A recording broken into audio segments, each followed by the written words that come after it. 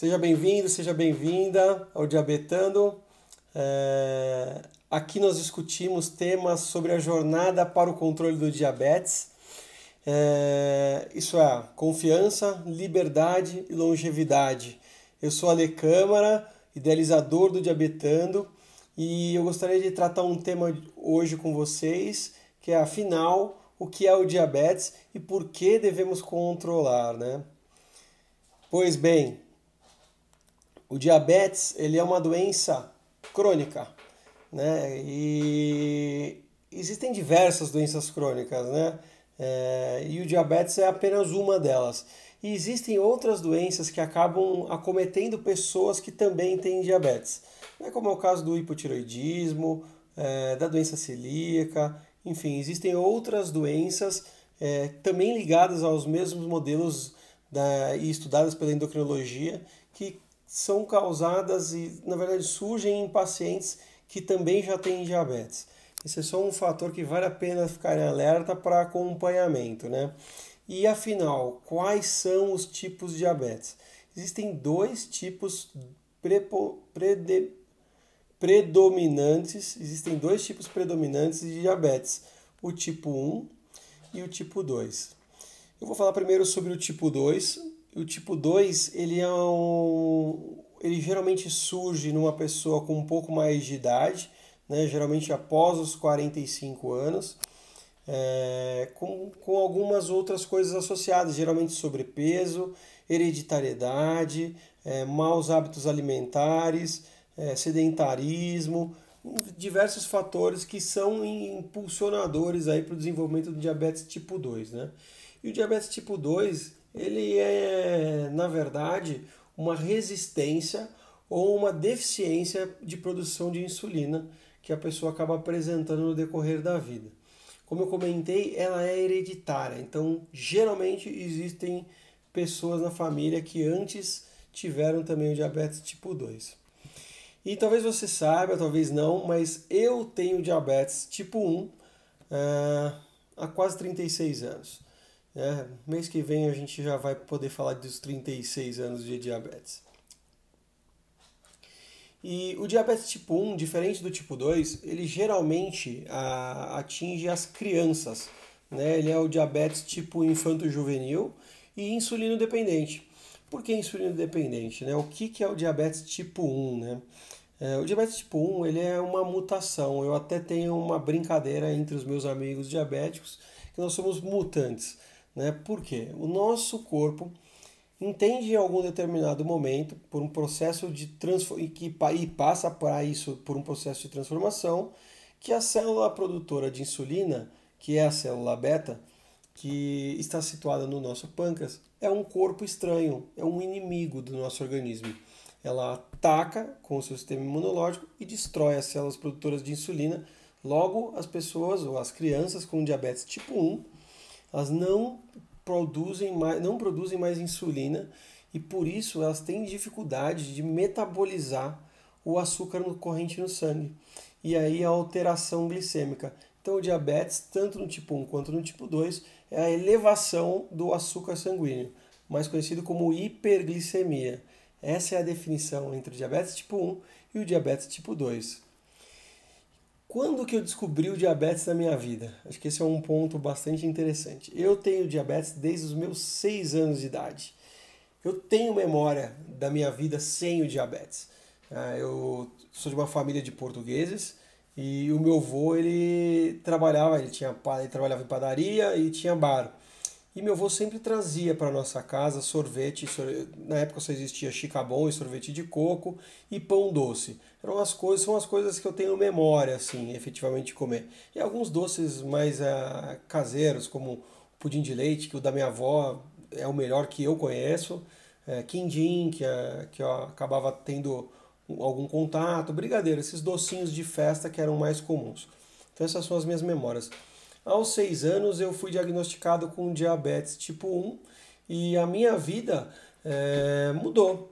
A minha vida mudou, efetivamente tiveram algumas mudanças. Mas nada que eu possa dizer para você, nossa, a minha vida virou uma porcaria. Não, muito pelo contrário. Como uma criança, Criança aceita as situações e só faz aproveitar a sua vida ao limite. E era assim que eu convivia com o diabetes. Mas eu me sentia diferente das outras crianças. Olha,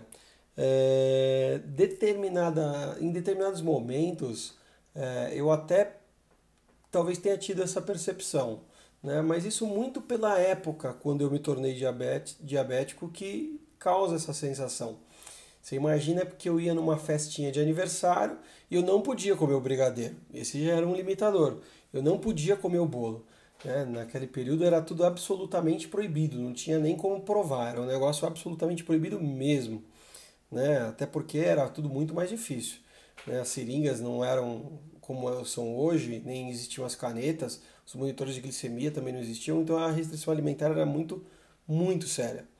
E nas festinhas infantis, para tomar alguma bebida, algum refrigerante, a minha mãe, ela levava um saquinho de pó de guaraná, misturava na água com gás, com algumas gotinhas de adoçante, e esse era o meu guaraná.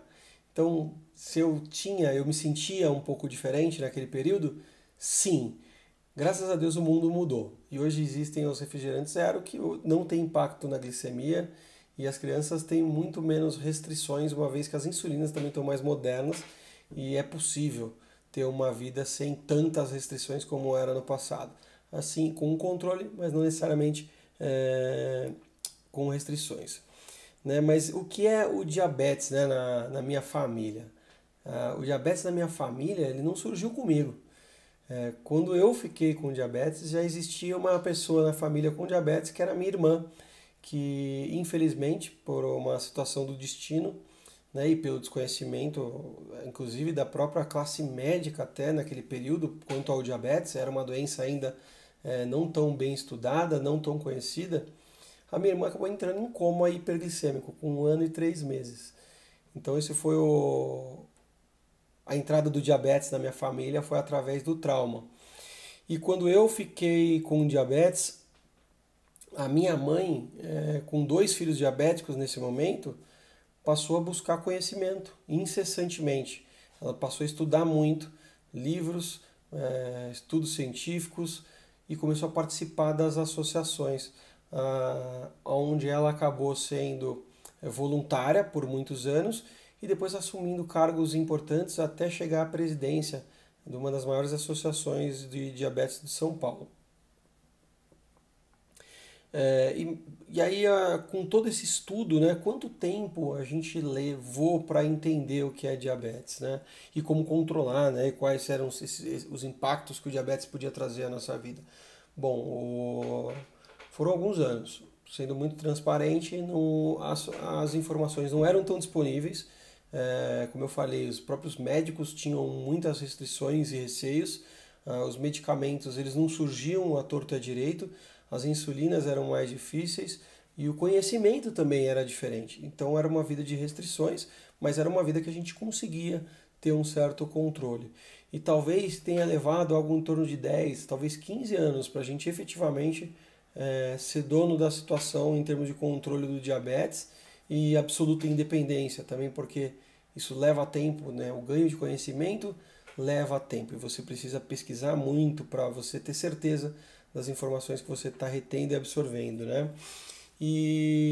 Mas depois desse período de adaptação, eu posso dizer que a minha vida nunca teve limitações. Eu fui uma criança que brincava muito, eu fui monitor de acampamento, eu sempre trabalhei na área comercial, ou seja, eu trabalhava com muitas reuniões e visitas a cliente. Essa sempre foi a minha realidade, de rua, rua, rua, com um padrão pouco coerente de horário de almoço, café da manhã não, porque o café da manhã era todo dia no mesmo horário, mas com algumas, teoricamente, dificuldades que poderiam complicar o meu controle com diabetes, mas o conhecimento, eu costumo dizer, me salvou. Eu dominei o meu controle e passei a não ter nenhum tipo de dificuldade.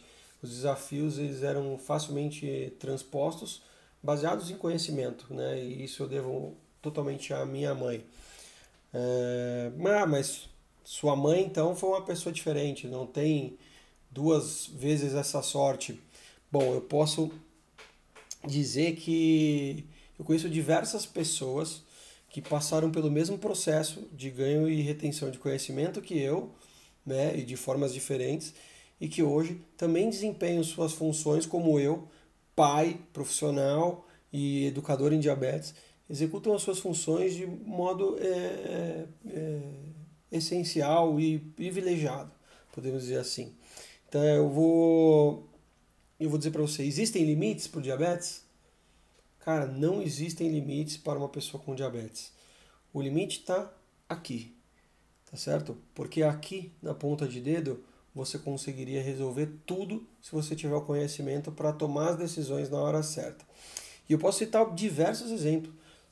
Diversos exemplos. A gente tem o Caio.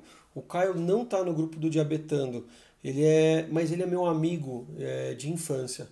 Nós fomos juntos para o acampamento. Ele foi meu acampante quando eu já era monitor e depois se tornou monitor também do acampamento para crianças com diabetes, que acontece uma vez por ano, no acampamento NR, apoiado por uma grande associação e pela Escola Paulista de Medicina. E o Caio, ele se tornou, além de ter diabetes há quase 30 anos, imagino eu, ele se tornou médico e cirurgião de cabeça e pescoço. E nas horas vagas ele é um surfista. Então imagina, diabetes tem limitação? Diabetes não tem limitação. Posso citar outro exemplo, Andrigo, um grande amigo desse mesmo período, também passou por esse processo de educação, né? E hoje ele é odontopediatra, ele também deve ter quase seus 30 anos de diabetes, ele tem um filho, ele é casado e ele faz um esporte que eu não me interesso. Ele é um triatleta. Então imagina que não deve ser simples manter o controle numa atividade tão intensa física, né? Apesar de que eu mesmo pratiquei a minha vida inteira, nesse momento, infelizmente, por tantas coisas que eu ando fazendo, eu não estou conseguindo, né? E até por uma lesão, mas eu sou praticante de artes marciais. E na minha arte marcial, o jiu-jitsu, o desgaste é muito intenso. Então eu consigo, por exemplo, usando a bomba de insulina, ficar 2 horas sem a bomba pós-treino, porque a atividade física é tão potente que a insulina que ainda tem resquício no corpo, ela funciona de forma mais eficiente. A atividade física é um potencializador. Esse é um ponto muito importante. Além do Andrigo, além do Caio, a gente tem a Juliana. A Juliana também está no projeto Diabetando. O Andrigo, aliás, esqueci de falar, está no projeto Diabetando. Basta você ir lá no site, vocês vão ver. A Juliana, ela também foi minha acampante e também se tornou monitora do acampamento. E hoje ela é enfermeira, doutora de sorrisologia, acupunturista.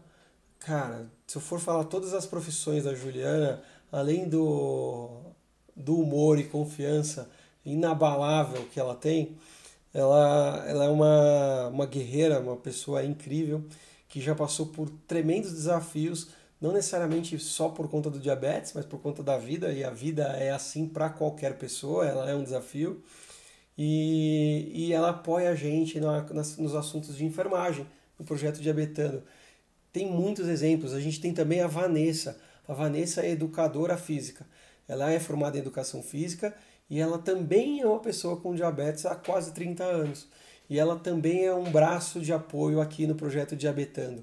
Só que além do projeto Diabetando, ela é uma das educadoras responsáveis por um dos maiores projetos de educação voltados aí à classe profissional, que é o Educando Educadores, que é capitaneado pela Sociedade Brasileira de Diabetes, que é a maior entidade de hoje de diabetes no Brasil. Então a gente tem mais esse apoio tão incrível que é o da Vanessa.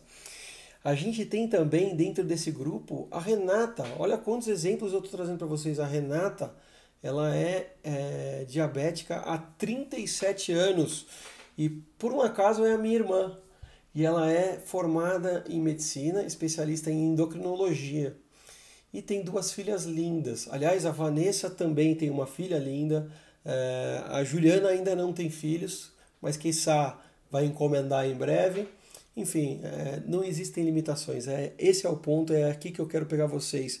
E finalmente a gente também tem no grupo a Graça. A Graça que é psicóloga, coordenadora de educação da Sociedade Brasileira de Diabetes e líder do projeto Educando Educadores, que é esse projeto incrível de educação para profissionais. E não menos importante do que isso, é a minha mãe e a pessoa que me ajudou, que ajudou a minha irmã a ter todo esse ganho de conhecimento e que no final, aos 40 anos de idade, acabou desenvolvendo diabetes tipo 1 tardio, né, que agora virou, começamos a descobrir aí alguns novos modelos de diabetes, e a minha mãe então veio fazer parte do nosso clube. Acho que ela estava com inveja dos 2 filhos com diabetes e também passou a ter o diabetes a partir dos 40 anos, insulina dependente, e precisa dos mesmos cuidados, dos mesmos controles que eu e a minha irmã também precisamos, né?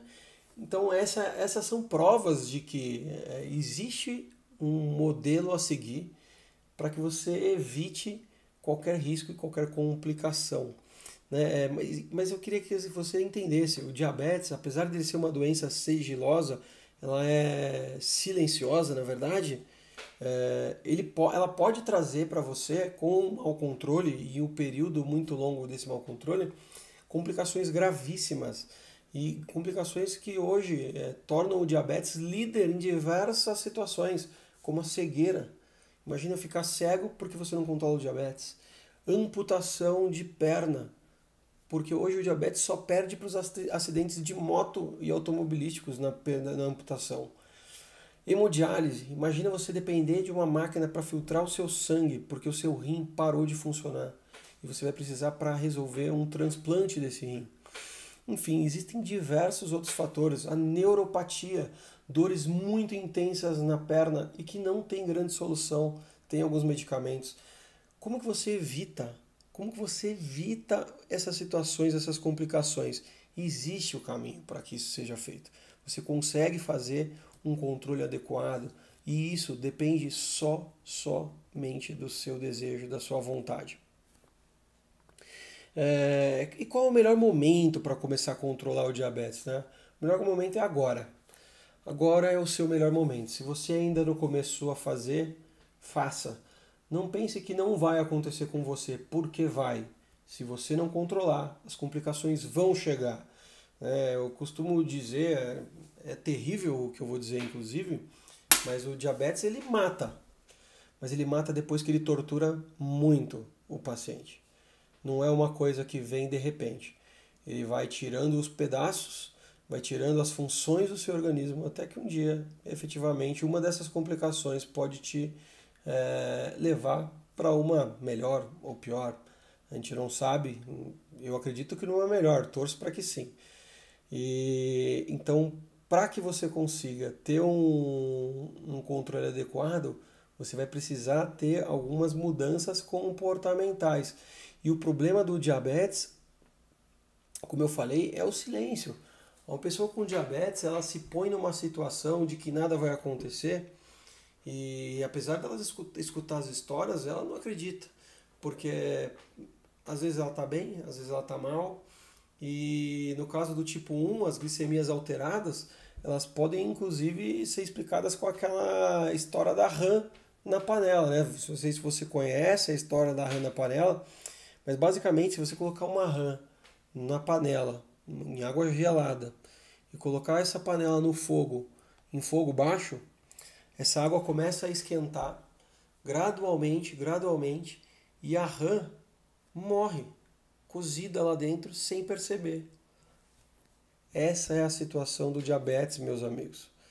O diabetes, se você não cuidar, você vai se acostumando a ter glicemias alteradas. Acostumando a ter glicemias alteradas, você vai começar a comprometer a microcirculação, porque a grande agressividade do diabetes é na microcirculação, é onde ela altera todo o processo de funcionamento do seu corpo. Por que ataca os olhos? Por que ataca o rim? É onde tem a nossa microcirculação periférica. Por que as pernas? Porque é onde existem nossos menores vasos capilares.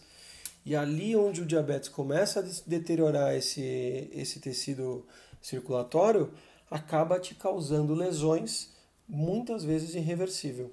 Então, qual que é o melhor momento?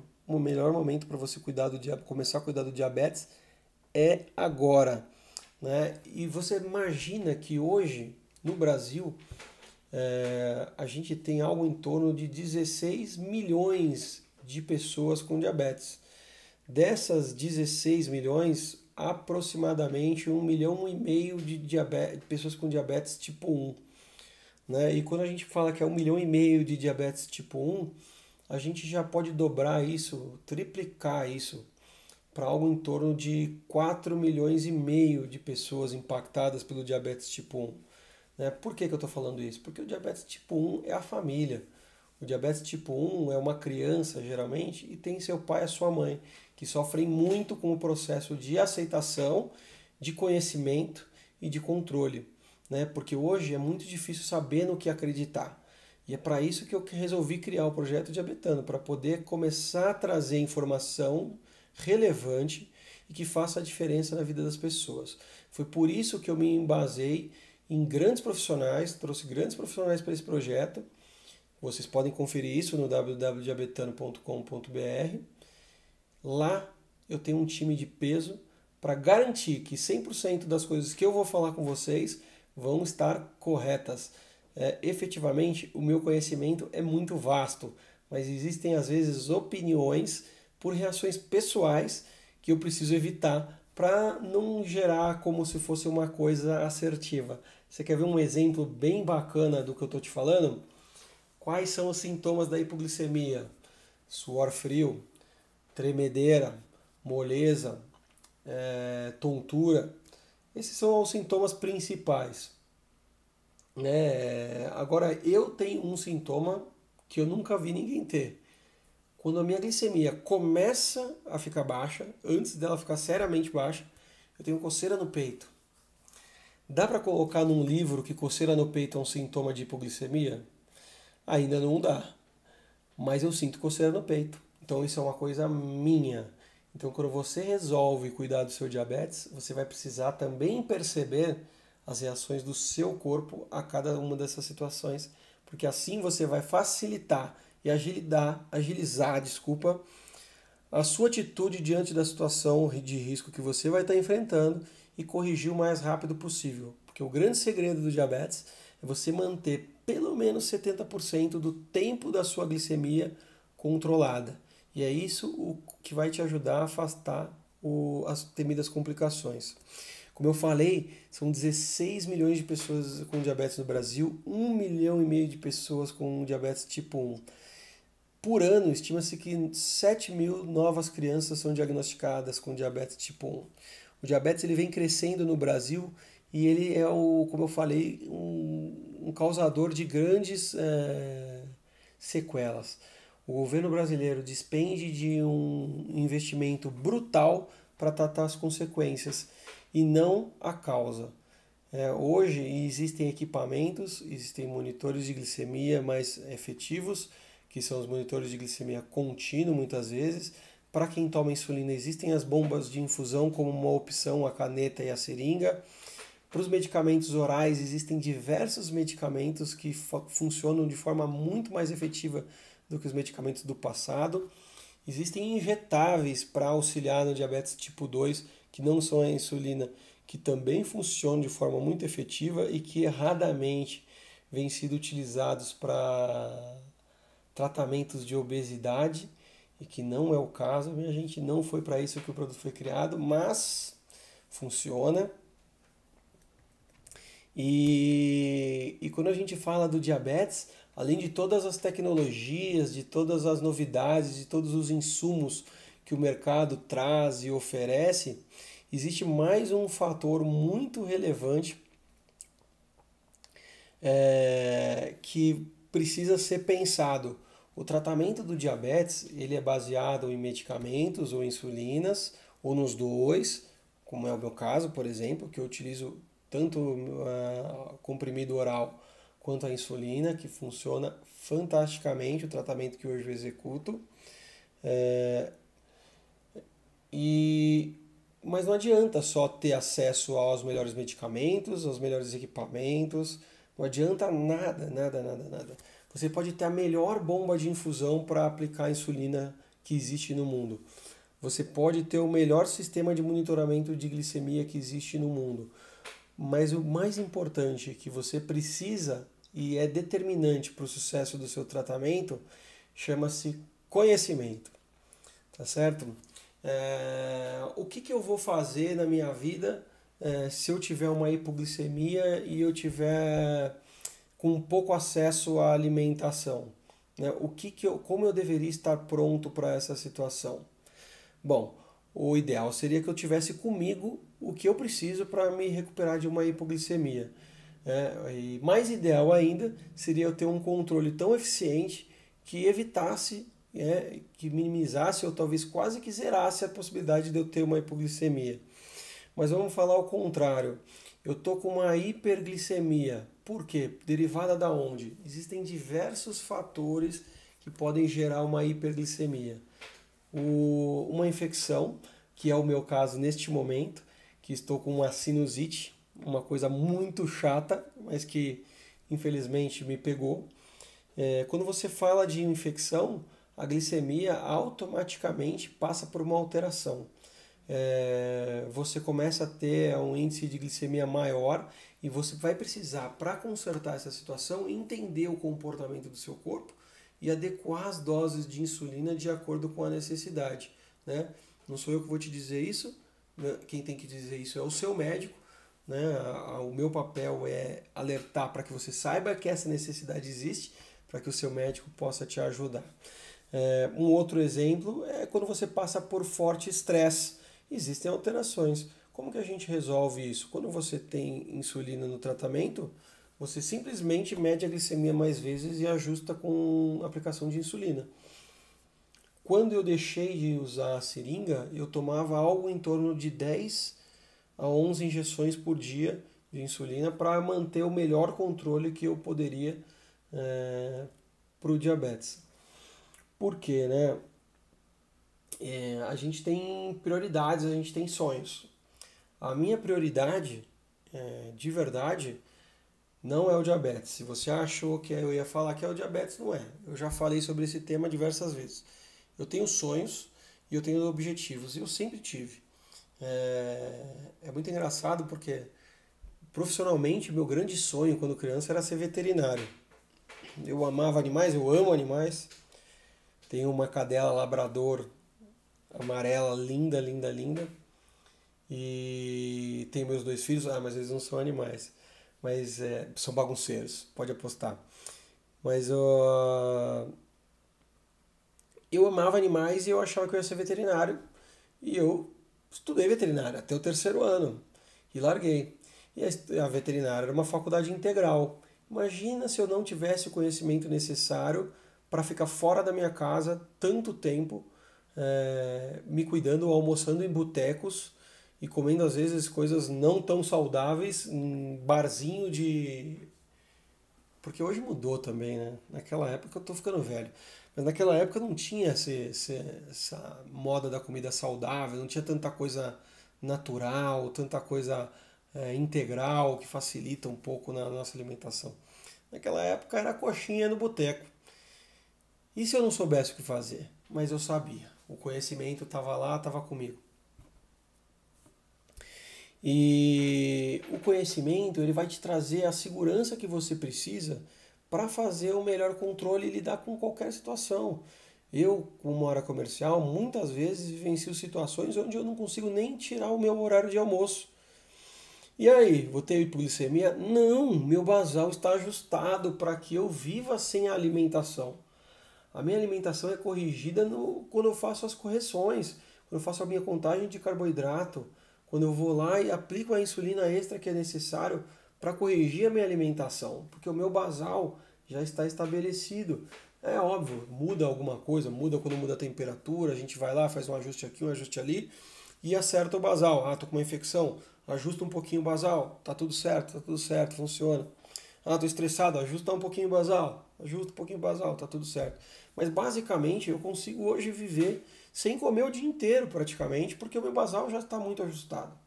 O meu risco de hipoglicemia é muito baixo, a não ser que eu não me alimente e faça um esforço físico. Aí certamente a hipoglicemia vem. Falta de alimento insulina circulante, a gente tem um risco de uma hipoglicemia iminente. Então o conhecimento faz toda a diferença. Eu quero só por último tocar num ponto que eu acho muito relevante. Muitas vezes as pessoas elas não têm noção do perigo que é não controlar o diabetes, né? E de quão rápido esses perigos podem surgir, né?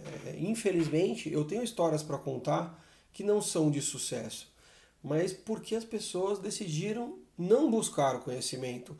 E em um dos casos que eu conheço, ela buscou o conhecimento e ainda assim, por uma questão fútil, que é a estética, a pessoa acabou se equivocando em seu tratamento e teve complicações muito sérias e acabou não sobrevivendo.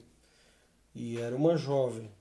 Então, para que a gente consiga o melhor conhecimento e o melhor controle, o importante é diminuir a pressão, né? E dividir a responsabilidade. Como eu estava falando, eu tenho os meus sonhos.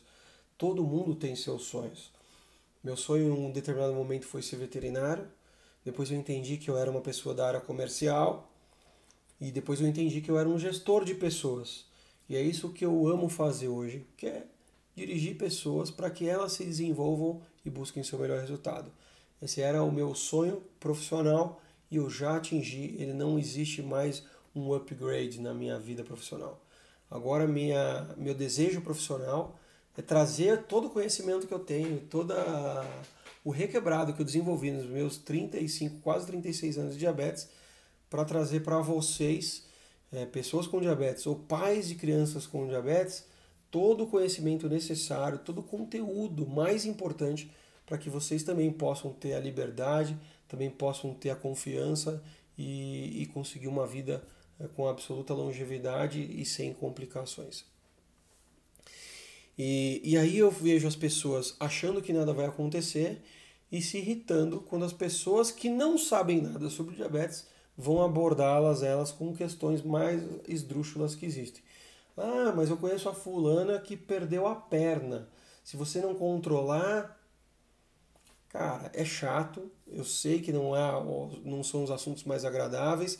As pessoas elas têm dúvidas e elas não são obrigadas a saber o que é o diabetes e como controlar. Não são. Essa responsabilidade é exclusivamente sua.